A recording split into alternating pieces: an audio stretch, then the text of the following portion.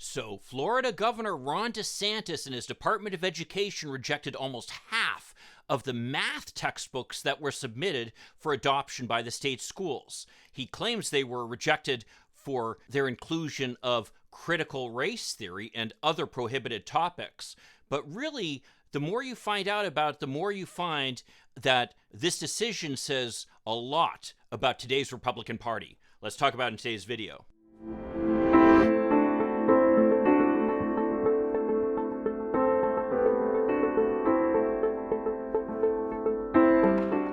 Hi, I'm Mike Greiner. I'm a lifelong Democratic activist who's concerned about the direction our country is taking.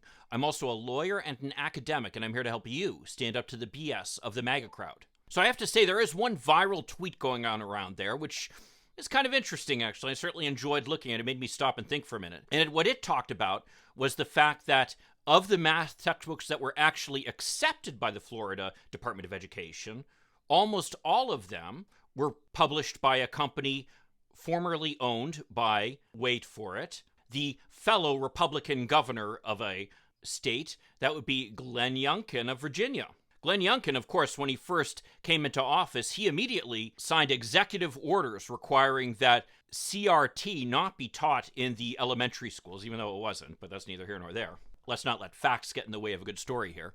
And, there may be something to this argument. I mean, at a minimum, there could be a situation where Glenn Youngkin made a strong stand against the inclusion of anything except certain specific topics in the math textbooks, and as a result, these math textbooks met the requirements of the Department of Education in Florida, or there could be something inappropriate going on. Who knows? With today's Republican Party, it's hard to say. But the New York Times did a pretty deep dive into the books that were rejected, something that they had to do, given the fact that the Florida Department of Education and the governor's office down there have failed to provide really any information about why they rejected certain textbooks. Ultimately, they produced 4 pages from all the textbooks that, in the most tangential way you could imagine, included some reference to race. But that doesn't explain why the other 38 of them were rejected.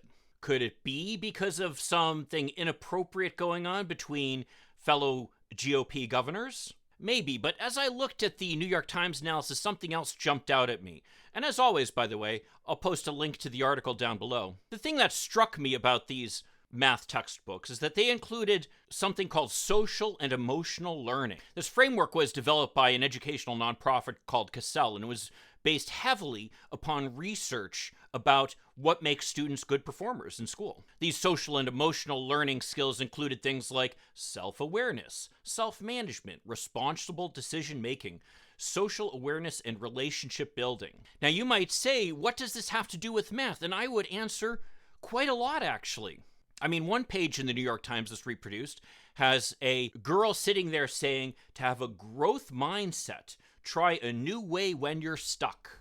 Well, if you're like me and have had to take challenging math classes throughout your educational experience, you've probably been stuck once or twice and certainly had the urge to kind of throw up your hands and say, I don't want to deal with this anymore.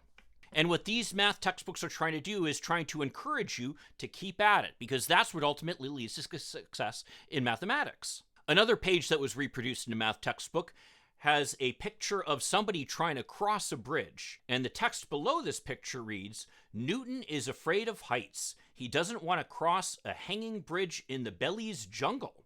His friends give him the self-confidence he needs to successfully walk across the bridge. Now you might say again, what does this have to do with learning mathematics? But again, humans are social creatures, and nothing encourages us more than peer support and peer pressure on the negative side. My grandson, for example, is terrified of water for some reason. He even hates taking showers. As a result, we haven't been able to get him to take swimming lessons. He refuses to even go into pools like in hotels when we go to visit them. That made us pretty nervous when we were signing him up for summer camps this summer because, of course, most of them include some type of pool activity. Well, I'm willing to bet, even if we can't get our grandson to try to get more comfortable with water, doing pool activities with his friends probably will.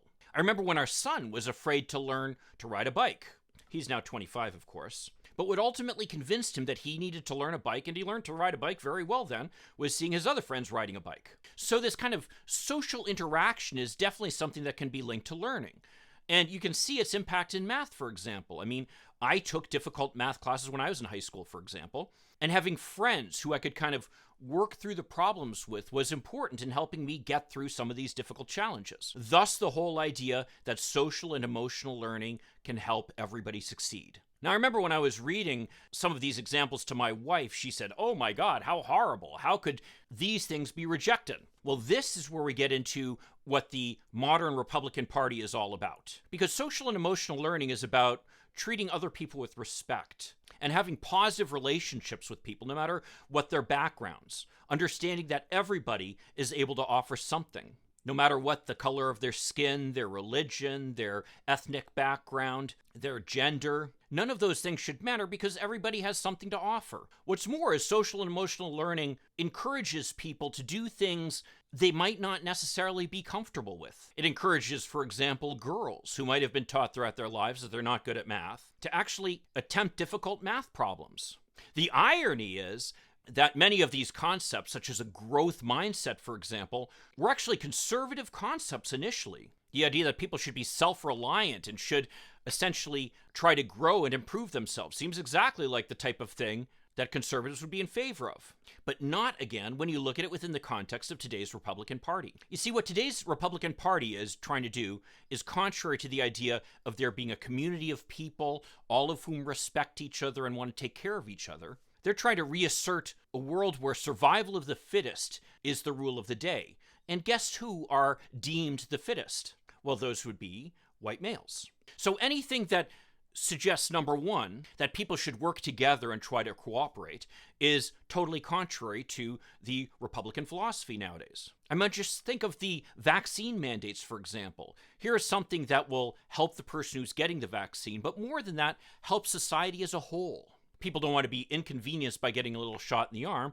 It used to be people would understand that that's necessary for the community as a whole. But according to modern Republican philosophy, you owe nothing to anybody else in the community. So the fact that these books are encouraging students to work together as a group and to cooperate is exactly contrary to Republican philosophy. What's more is the idea that groups who are underrepresented in science and math, such as girls and people of color, for example, can overcome the perceptions that there are barriers standing in their way, would also be something that would be contrary to Republican philosophy. Because after all, the only ones who are allowed to excel under their philosophy are white, straight men. Suddenly you're starting to see a picture of why they are so enamored with this idea of culture wars against our schools. It's not that the schools are teaching our kids to hate their own race or anything like that, absurd like they claim. No, it's that schools are teaching kids not to bully each other and to get along and to cooperate and to worry about the community of students together and to respect everyone, no matter what their background.